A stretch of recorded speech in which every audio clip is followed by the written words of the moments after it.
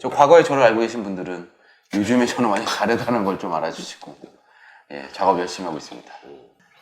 이게 운이 좋았던 게 저희 때가 영국에서 YBA 출신 작가들이 굉장히 이제 화려하게 포커싱을 받던 시기였었어요. 근데 그거에 부응해서 그런지 몰라도 한국에서도 20대 작가들한테 포커싱을 굉장히 맞춰주는 그 붐이 있었었고, 그래서 저희가 이제 학교를 채 졸업하지 않은 상태에서 뭐 대학원이나 이럴 때 전시 기회를 갖게 되는 경우가 있었고, 왜냐면 그 당시에 이제 아날로그에서 디지털로 넘어가는 시기였는데 미디어 작업이 굉장히 X세대. 그렇죠. 그냥 X세대는 늙어 보여서.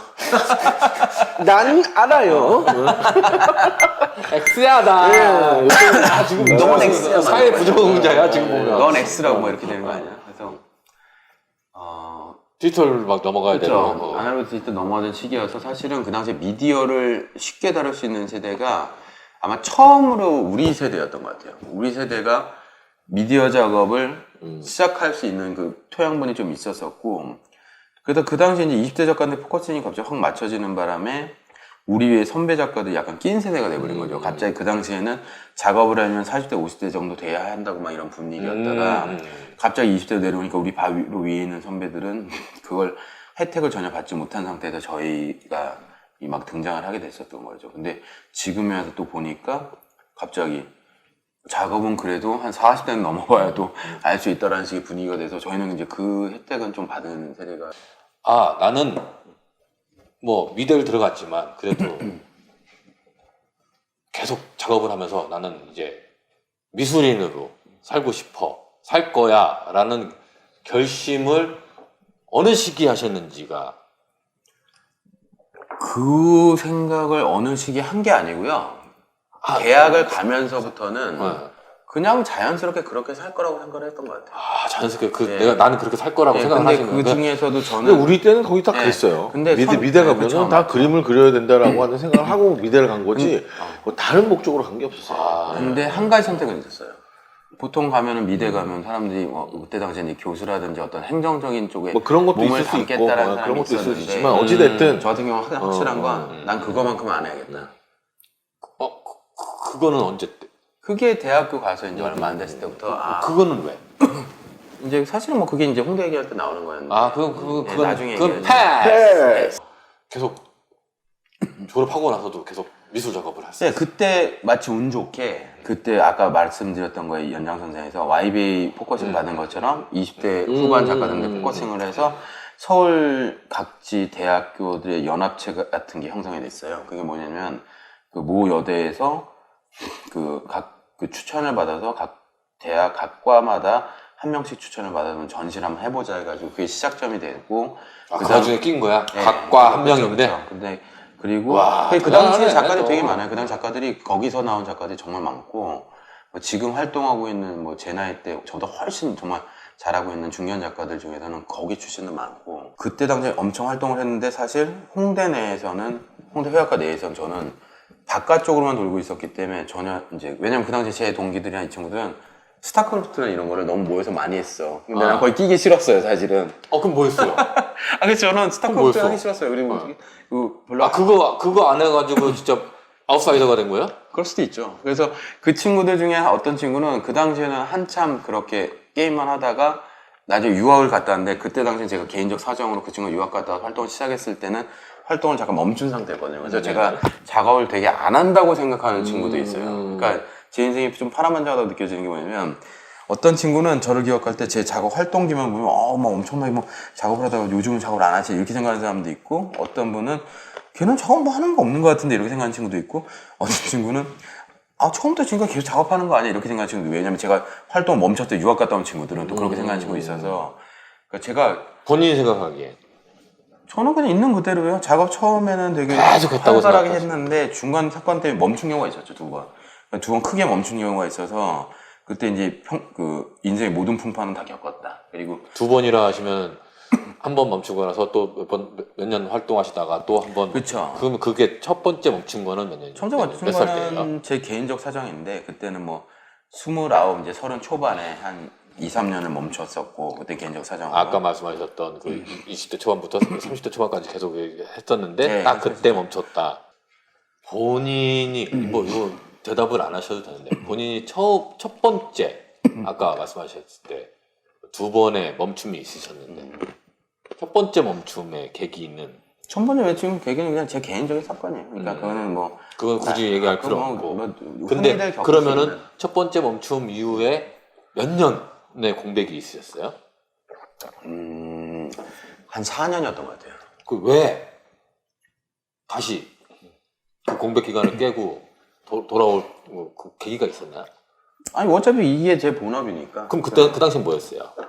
그때 당시에는 이제 예고를 나가면서 강의하면서 학생들 가르치면서 강의. 예, 아 회복을 했고 미술 작업은 안 하고 그 4년 동안 미술 작업에 대한 그 작업은 안 하시고 그렇죠. 그냥 그러니까 강의. 그러니까 작업을 하고 싶어도 사실은 나를 추스리는 게 우선이라고 생각해서 그거를 하는데 집중을 했었었고 이제 우연한 기회에 주변에서 이제 뭐 같이 하자고 해서 예고를 출강하게 되면서 사실은 보람도 있었고 4년 동안. 예, 그리고 뭐 나를 이제 다시 작업으로 다시 돌아올 수 있게끔 하는 계기를 만드는 시간이었죠. 그 막말로 그때는 박정혁 작가라는 호칭은 없었네요. 그때 작가는 작가였죠. 아, 그 전에 이제 박정혁 작가였으니까. 그러니까 저희는 물론 그 말씀하신 게 뭔지 알겠어요. 물론 그 구조 그 구성원들 사이에서는 그렇게 강사로서만 인식될 수도 있었는데 근데 그때도 저한테는 그래도 작가라는 그 친구라는 게 항상 좀 어느 정도 같이 있었던 것 같아요. 그러니까 제 작업을 봤던 분들도 많이 계셨기 때문에 제가 이게 왜냐면 본인이 그 출강했을 때 이외의 시간에 다른 사람들한테 야, 소개할게. 여기는 박정혁 작가 선생님 이렇게 했을 때 본인이 듣고 싶어했던 호칭이 있는지. 근데 저는 작가였던 것 같아요. 작가라는 호칭이 듣고 왜냐면 싶었던 강사라는 말은 좀 몸에 안 맞는 옷처럼 항상 좀 불편했어요. 뭐 강사라고 얘기는 하지 않겠죠. 선생님이라고 선생님이나 뭐 그렇게 얘기하겠지. 얘기하겠지. 근데 학교에서는 강사란 말, 전문 교사란 말을 많이 쓰죠. 그렇죠, 그러니까 전문. 그렇죠. 그렇게 소개하는 경우도 많고 거기 구성원들한테 하는데 내가 그걸 강요할 필요는 없고. 근데 그때도 본인은 사실은 이제 다른 데 가면은 이제 작가라는 소리를 듣고 싶었다. 그게 사실 제가 작가로 소개되고 싶었다. 제가 왜냐면 어렸을 때 대학교 때부터요 아르바이트를 한 번도 안 했던 적이 없는 것 같아요. 그러니까 왜냐면 대학교 때도 뭐 용돈을 좀 받긴 했지만 그렇게 넉넉하게 받지는 않았고 알바를 맨날 했었었고 뭐 제도까지 가서 알바를 했었으니까 그리고 대학교를 졸업할 시점에는 어느 회사의 아트 디렉터로 일도 하면서 뭐 계속 작업해. 근데 그쪽에는 좀 죄송한 게 어렸을 때는 너무 그게 작가적인 그 마인드가 심했기 때문에 철저하게 작가를 하기 위한 보조 수단으로 내 알바를 하는 거다 했기 때문에 그쪽에 동화를 못했어요. 그래서 지금 보면 딱 보이잖아요. 그렇죠. 동화를 못했고 그러다 보니까 항상 이게 걸치고 있는 듯한 느낌. 그래서 뭐 그렇게 하면서도 늘 작업을 하기 위한 보조 수단으로 아르바이트를 한다는 생각이었기 때문에 뭐 소개를 받거나 할 때도 강사 생활을 할 때도 단 한 번도 왜냐면 조건은 되게 좋은 조건이 몇 번 있었는데 야 너 나랑 같이 여기를 무언가 일을 같이 도모하면 네가 어느 정도 재원을 확보할 수 있게 해주겠다는 유혹도 되게 많이 받았고 그렇지.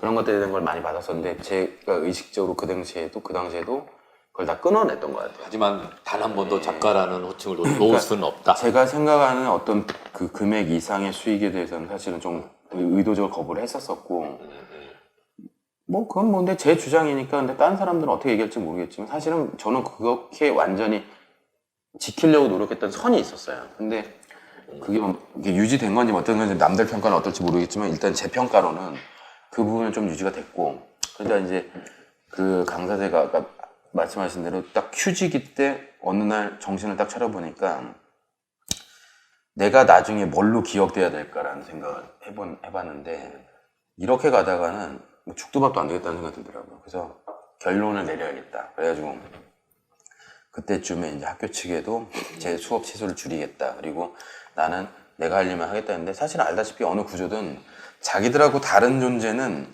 되게 끊임없이 그게 있어요. 배척하려고 하죠. 뭐 계속 뭐 건드려지는 것도 있고 뭐 그래서 그거를 좀 성격이 유두리가 있거나 아니면 좀 사회생활에 대해서 좀 노하우가 있는 분들은 그걸 좀 잘 이렇게 할 텐데 저는 되게 직설적이었기 때문에 싫은 거 싫다 뭐 이렇게 해서 막 그런 부분에 트러블이 되게 많았던 것 같아요. 그래서 그 나중에 이제 그 다음 휴직기 때 질문을 하시겠지만 그 휴직기 때 일어났던 분쟁에서 사실은 제가 굉장히 잘 그 동화되는 사람이었으면 그 분쟁의 주도 역할도 제가 안 했을 수도 있어요. 근데 질문 안 할 거니까요.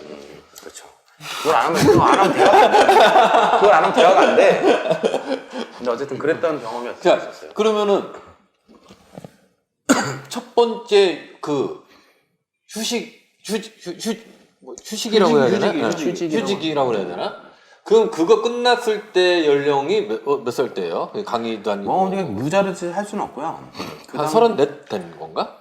그렇죠. 아니 작업을 다시 시작했던 거는 잠깐 2005, 6년부터 시작해서 7, 8년에 발표를 왕창. 2005, 6년 시작했으면은 이제 20살이네.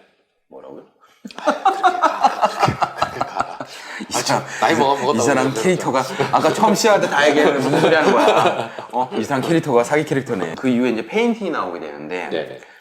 이제 제 개인적으로 어떤 상처를 받고 나서는 사실은 사람들을 만나는 게 굉장히 힘들었던 게 뭐였었냐면 사람들을 만난다는 것 자체가 제가 자꾸 어떤 기준에 무언가를 맞춰줘야 되기 때문에 되게 큰 스트레스를 받는다고 생각했어요. 그리고 제가 갖고 있는 원래의 트라우마가 내 자신에 대한 돌아보는 성찰이 아니고 주변 사람들한테 날 항상 끼워 맞추려고 했던 것들이었기 때문에 그런 과정에서 나오는 것들이 너무 싫어서 영상 설치라는 그 제가 선택했던 처음 매체는 사실은 제가 들어나 학교에서 보였던 전체가 너무 답답한 그 현장에서 제일 반대되는 표현 메소드가 뭘까라고 고민하다가 영상 설치 선택을 한 거였거든요.